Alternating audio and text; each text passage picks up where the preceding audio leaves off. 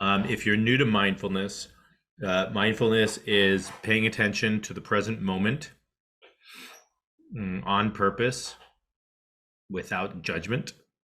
So there's usually the way that I sort of talk about it is there's four aspects of that paying attention. There's the paying attention part. We want to pay attention.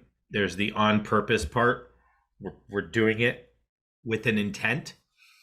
And what are we paying attention to? We're paying attention to the present moment without judgment. So there's no good or bad. There's no right or wrong. And that's the practice, as simple as it might be. Today, what we're going to do is we're going to do a specific mindfulness practice on emotions. And this is a practice that can really help with challenging situations or circumstances or events that may trigger sort of emotional reactions. And we bring mindfulness and compassion to those challenging situations. And so mindfulness can be something that, you can do and just, for instance, pay attention to your breath and notice that arises, or you can do it on specific situations, specific events in your life, specific, let's say, challenging situations that may have arisen in today or in the last week, or something that's ruminating in your mind. Who has ever had, a situation where maybe they acted in a way that they weren't so proud about, or somebody acted towards you in a way that you felt like was disrespectful or unkind, and you thought about that situation over and over and over and over and over and over and over again. And so usually this happens. It's definitely happened to myself, where you ruminate about something. Maybe it's something that you did. Maybe it's something that you said. Maybe it's a fear of the future. Maybe it's an emotion that comes up. Man, I just can't, that thought just keeps on coming up. I feel that emotion come up, right? And it's the repetition. It's that, and you're ruminating on it. Right? Mindfulness can be really good. About with that in terms of helping you process it. Okay. Don't you sometimes say, man, I just wish that thought would go away. Or, that thing keeps on popping up, that emotion keeps on popping up, or that event keeps on popping up. I just wish I wouldn't have that memory anymore. Or, I just wish I did it differently, and I regret the way I did it. And maybe there's self-judgment and blame that comes in, and what's being repeated to yourself is that self-judgment and blame from that event. And our minds and bodies love to do this. And so oftentimes, to help with that, mindfulness can help. And this is a specific practice that is a crowd favorite. This is a crowd favorite. When we do it, usually people say, can we do it more frequently? And so I think the last time we did it was maybe about 4 or 5 months ago. And so we're bringing it up again.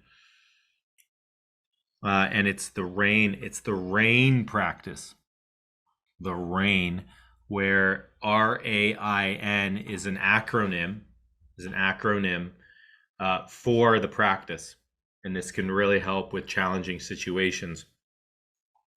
This was popularized by a woman psychologist named Tara Brach, who also does a lot of mindfulness meditation classes herself. She teaches at numerous different retreat centers, but she comes from a perspective of a psychologist. And so she's actually popularized this as a really good way of dealing with emotions. And that's why we cover it. Because in mindfulness practice, as you start paying attention to the present moment, what you might realize is how many emotions start to appear. How many emotions start to appear. So the acronym is R.A.I.N. The R stands for recognize. The A stands for allow. The I stands for investigate. And the N stands for nurture or non-attachment. So R, recognize, A, allow, I, investigate, and N, nurture. All right.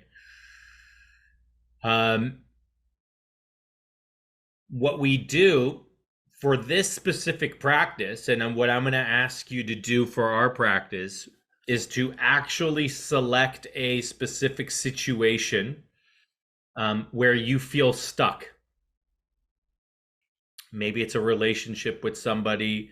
Maybe it's a behavior pattern that you want to change. Maybe it's an emotion that you're ruminating on, whatever that might be. Okay, where you are getting caught in a difficult emotion, where you're getting caught in a difficult emotion. All right. It might be a health issue. It might be something at work, whatever it is. Okay. When we begin, now I don't want you to, if you can think of an event, let's say, that doesn't trigger a traumatic response, that doesn't trigger sort of a PTSD panic response, that if you were to think of the intensity of the emotion, especially when you're doing the practice, that you don't pick something that is the most intense emotion you could possibly bring up. That when you're doing that, although you might get to that maybe in a few days or weeks or months with this practice, that for this practice today, as you are introduced to this, that you don't pick something that triggers a 10 out of 10 emotional response. That maybe you pick something that triggers a 3 out of 10 or a 4 out of 10 emotional response. Okay. Something that's not too intense, right? Not too overwhelming, not something that you can actually feel as if you bring it up, something that has been coming up for you, but that doesn't trigger any sort of traumatic fear or panic. I hope that makes sense. So in your mind's eye, if you can, we're going to do this practice, and we're going to start because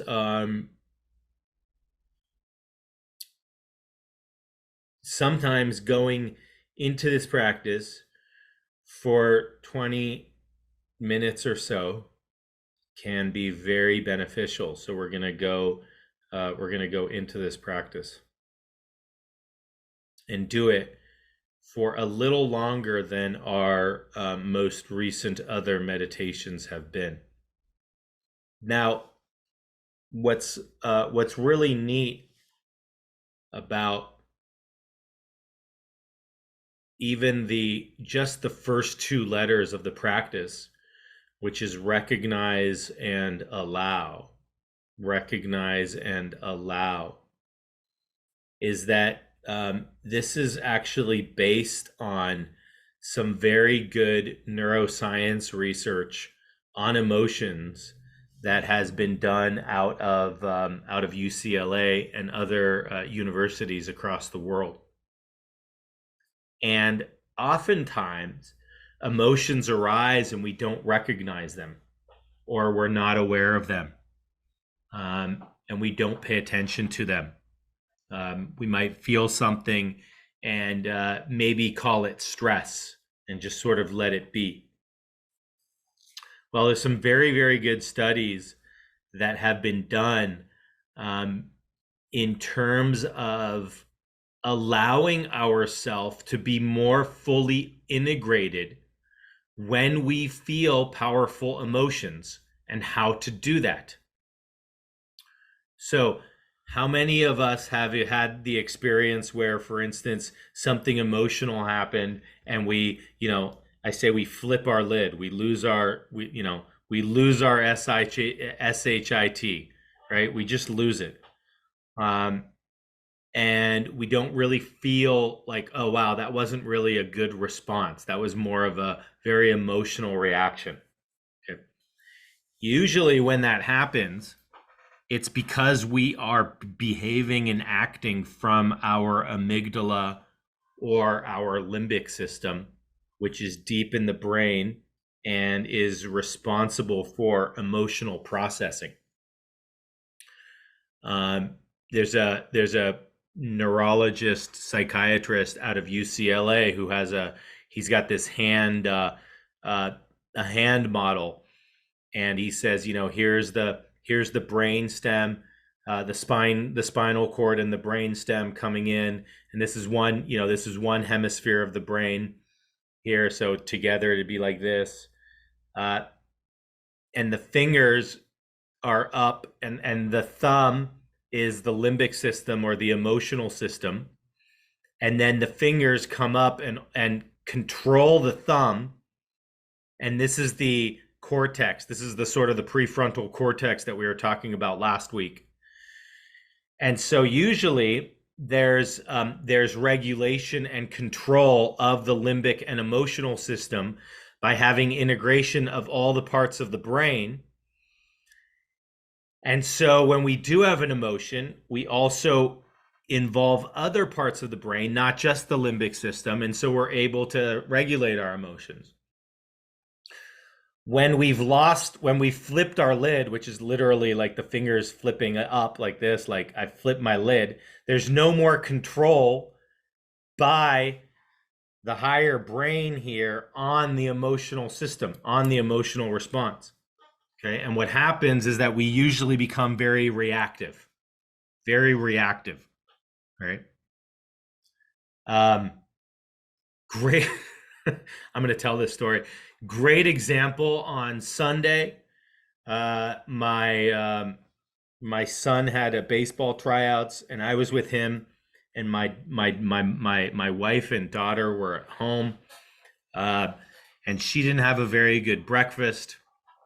And I get home, and she has half a sandwich for lunch, and she says I'm full, and I'm not one to be like, I don't really question, like, if you're full, you're full.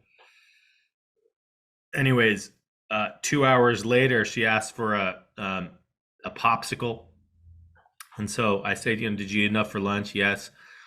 And so she has a popsicle, and then she starts to, we're having some dinner guests over, and so my wife asks them to, help clean around the house.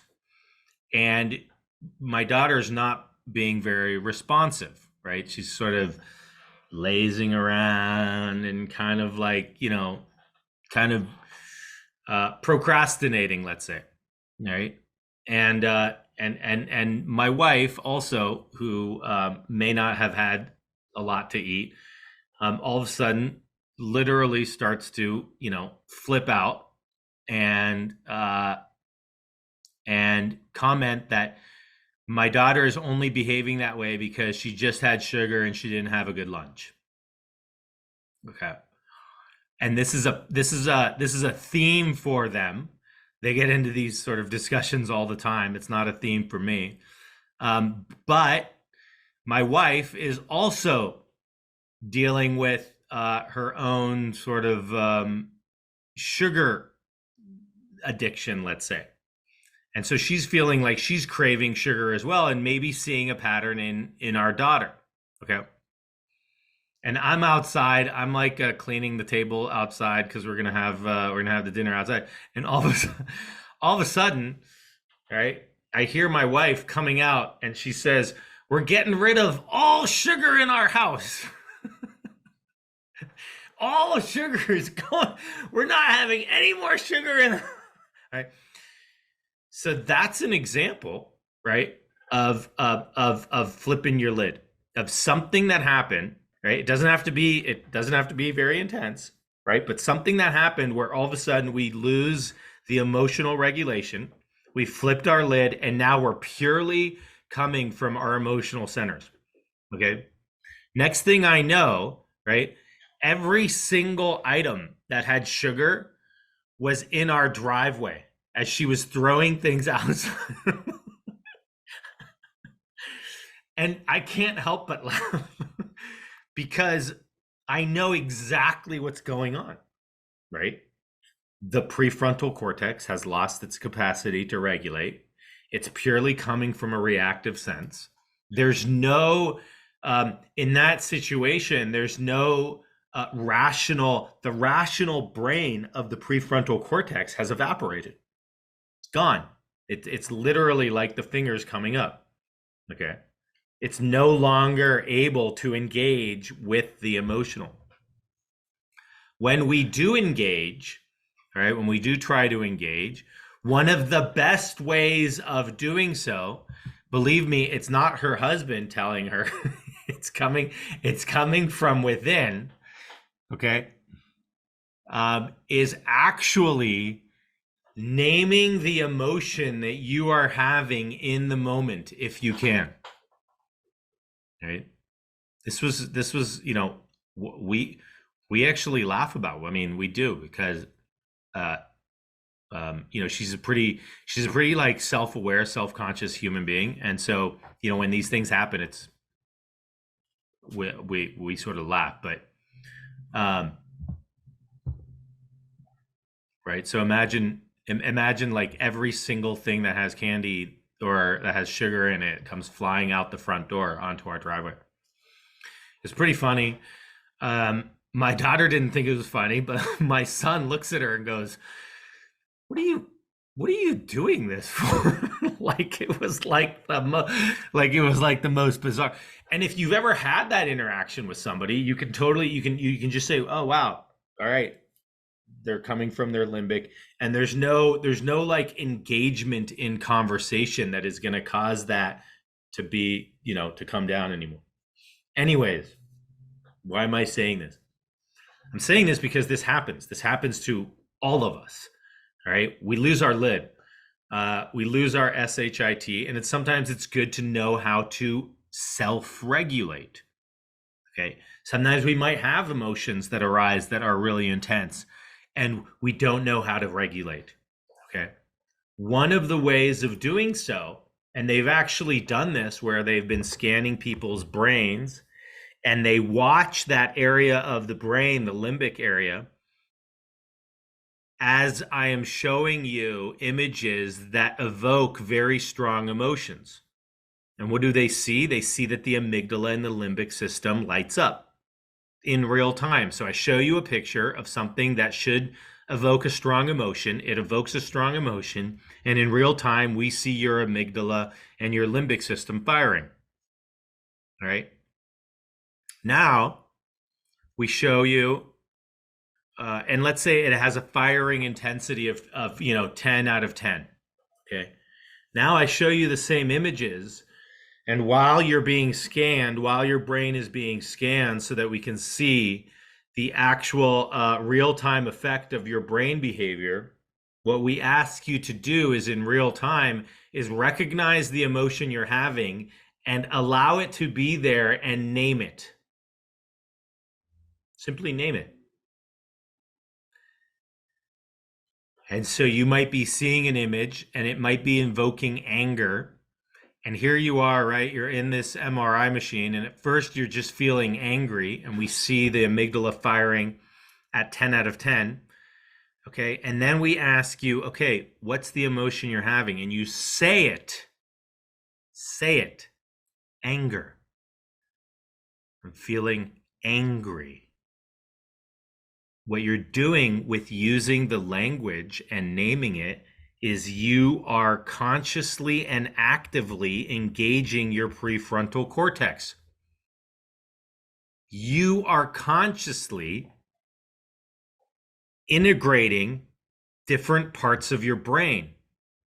It's almost as if when our amygdala fires so rapidly, it has a hard time engaging with other parts of the more rational brain. We then understand that and know that and engage it consciously. Say, oh, what am I feeling? You know, I'm feeling angry. I'm feeling sad. I'm feeling depressed. I'm feeling joyful, whatever it might be. Okay. And when you do that, what you're doing is you're actually integrating different parts of the brain. As soon as they were able to name it, what they saw is that they saw the intensity of the amygdala firing decrease. They saw the intensity in real time. In real time, the intensity of the firing of the amygdala, the intensity of the firing of the area that is processing emotions decrease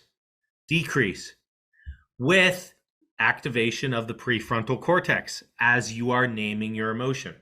Okay. So this technique is not only based in mindfulness and meditation and bringing awareness, but it's very, very highly based in findings from neuroscience research of how to integrate different parts of the brain and how to help process intense emotions. Right? Okay. So with that, we're going to go into our practice because it is, I would say, give yourself 20 minutes. If at any point during the practice you feel uncomfortable, and your eyes are closed, open your eyes, feel your feet on the ground, reorient yourself to your room, your surroundings. Naming what you see can help, but we'll go into our practice, okay?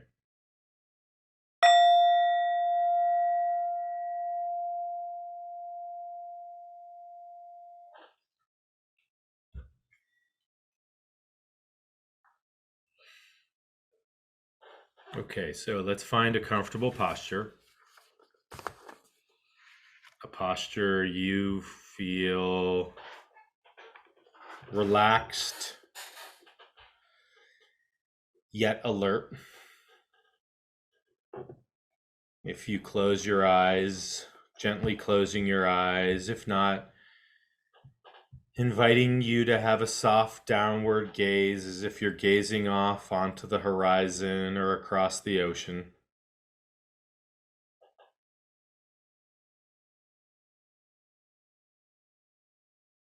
And taking a moment to take 2 or 3 deep breaths. And with each exhale, seeing if you can relax and settle into your body ever so slightly more, feeling supported by whatever surface you're on, allowing your body to get heavier and heavier.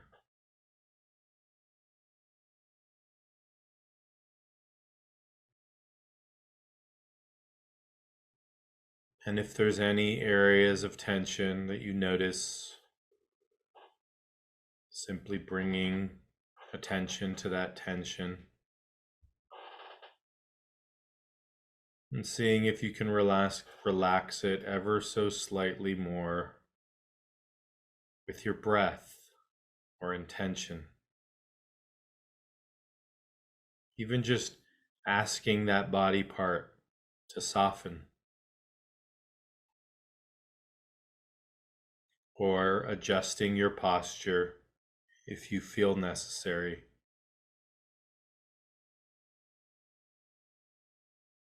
And then breathing regularly and taking a moment to feel yourself breathing.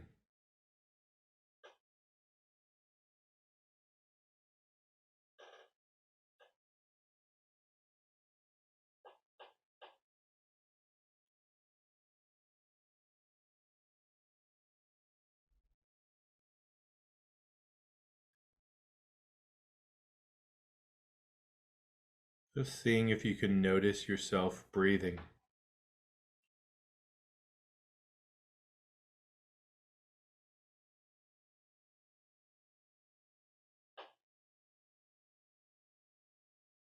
And I invite you now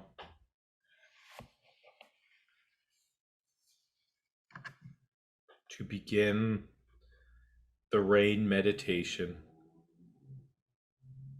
and to scan or sense whatever might be going on in your life right now. And for this practice, bringing to mind a situation or circumstance that is difficult for you in this moment. Bring to mind a situation that has an intensity level for you of approximately 3 or 4 out of 10.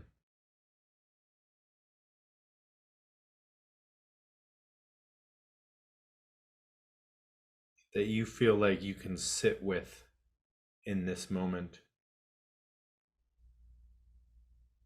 Maybe bringing to mind a current situation in which you feel stuck. One that elicits a difficult reaction, such as anger, shame, hopelessness, sadness, or whatever comes up for you.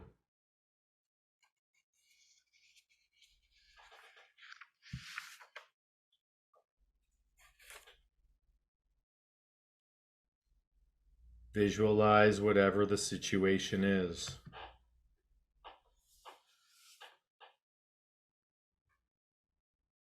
If it involves another person, see that person. See the setting you are in. Take some moments to enter this experience. Visualizing the scene, the situation, remembering the words that were spoken.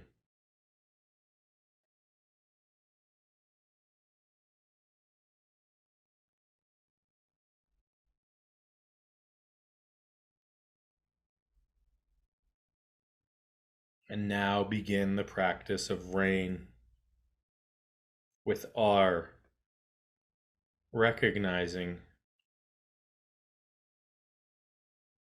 Recognize whatever is most predominant for you right now.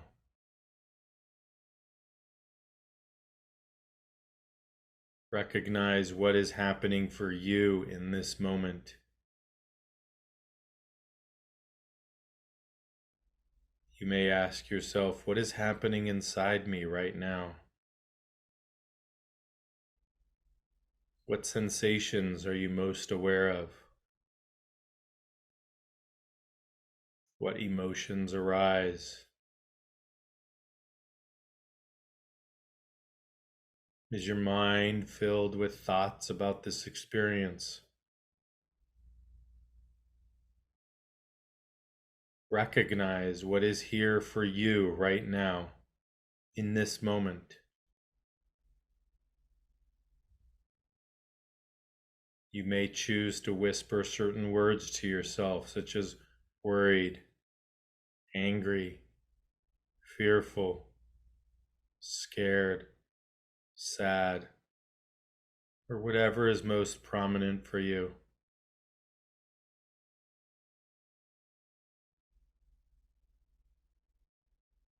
Take a moment to become aware of this felt sense of this situation in your body as a sensation that you can feel right now.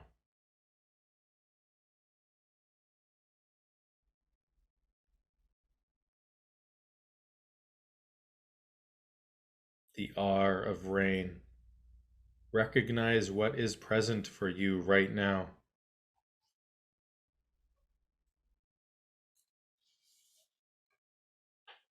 And as you recognize what is present for you in this moment, see if your intention can be to allow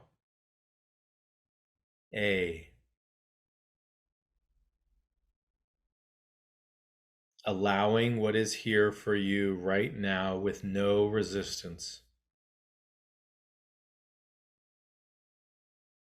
You may whisper to yourself, "This belongs. Yes.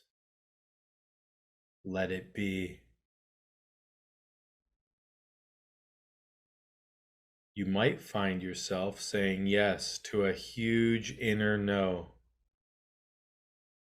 to a body and mind that's painfully contracted in resistance.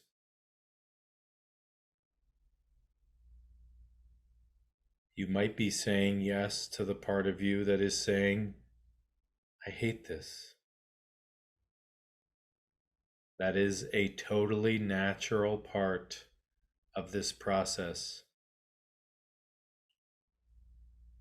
Recognize what is here and true for you right now, and allowing it to be just as it is with no judgment or resistance. Allowing this moment to be just as it is with no judgment or resistance.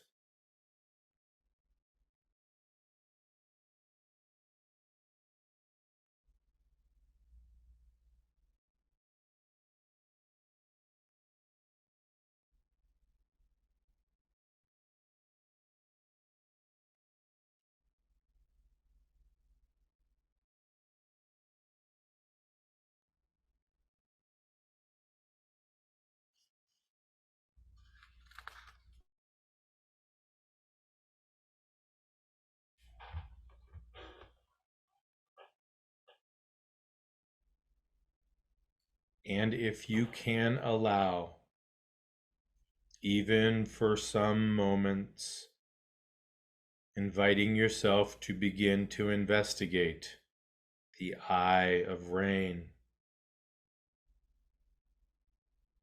Open yourself up to this investigation with an interest and curiosity.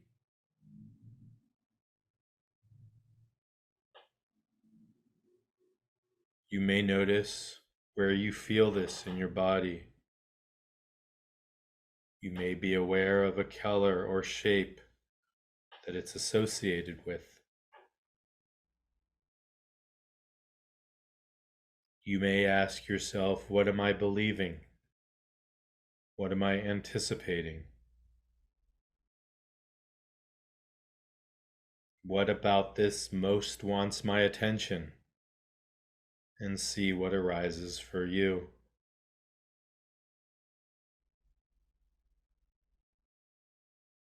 If there is too much thinking about these questions, simply return to the investigation in the body. And whatever comes up, noticing what happens in your body. What do you notice as a felt sense in your body? You may be aware of heat, coolness, tightness, pressure, vibration, numbness. Whatever you notice as a body sensation with your investigation.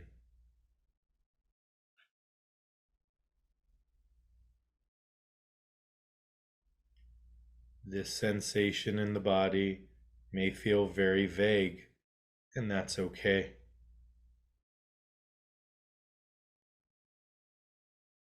Inviting whatever wants to come into your awareness to be felt in the body with awareness.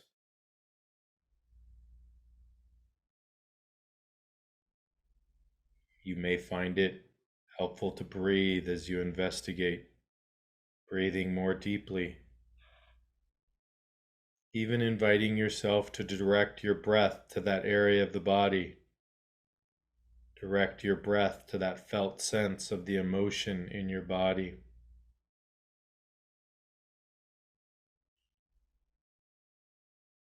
As you continue the eye of investigate, you might notice you begin to recognize more. And as this may happen, returning to the R of R.A.I.N, to recognize, as well as the A, and allow it to be there if possible, with no resistance, continuing to investigate the felt sense in your body.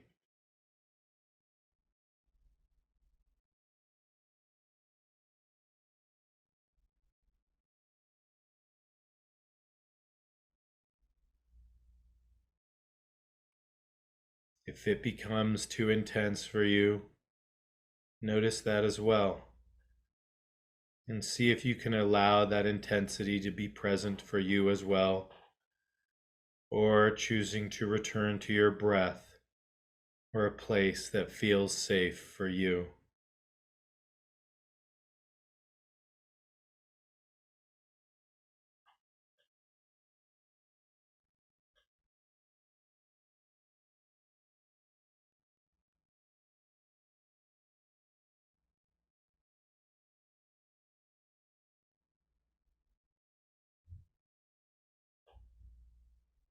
As you investigate in your body and allow what is present to be present, what do you notice?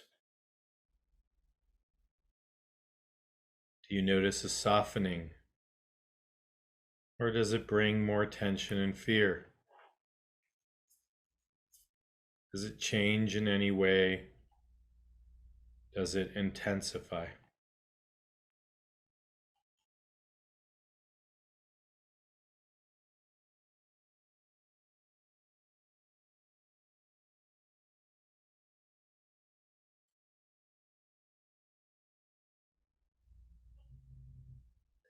You may ask this vulnerable place, that place of most difficulty, how do you want me to be with you?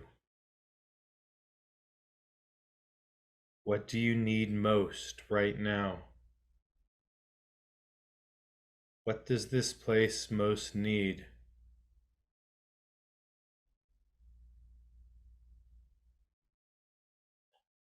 May it be love, pure acceptance, forgiveness, to feel heard, to feel embraced, and then enter the N of R.A.I.N, nurture.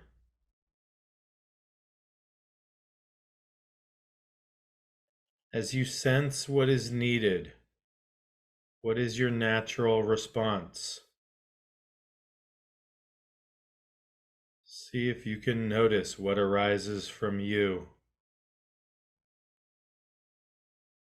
sensing that your heart can offer what's needed in this moment. As if your heart could touch that vulnerable place with some quality of presence, love, and compassion.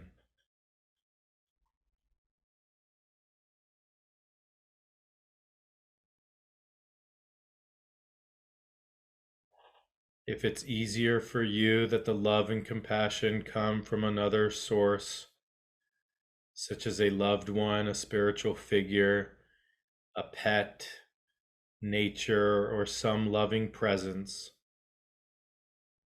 just imagine and feel and sense that love pouring into you. You might offer some wise words to yourself, such as, I'm sorry, I love you, it's okay, I'm here, I'm not leaving.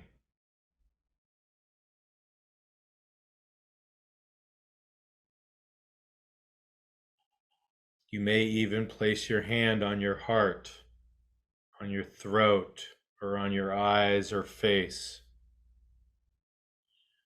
or any place that feels nurturing on your body, and use healing touch as a way to nurture yourself. Let your intention be to let that vulnerable place feel loved.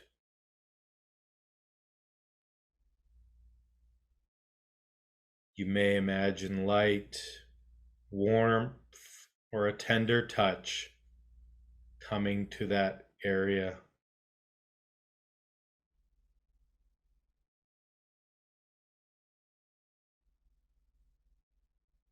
As you offer this unconditional love to yourself, See if you can become familiar with the quality of presence that is here right now. If you can, allow yourself to open to that love, to that compassionate, tender presence, and seeing if you can rest in that awareness. And you rest in that awareness of the unconditional love that is present right now.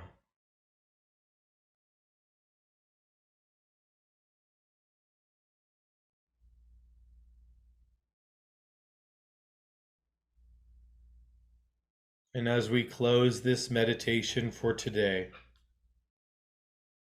allowing this R.A.I.N practice to inform your day, to see if you can recognize, allow, investigate, and nurture any triggering moments that may arise for you today. And see if you can rest in that pure love, tenderness, and compassion.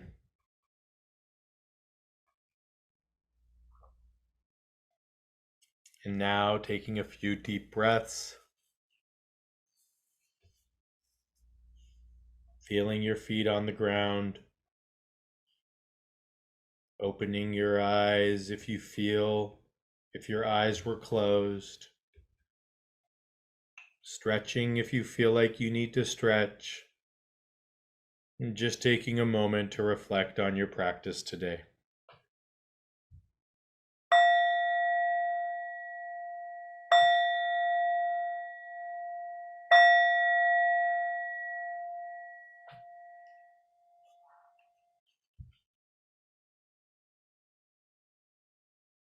With that, I send you all love and health. Have a beautiful day.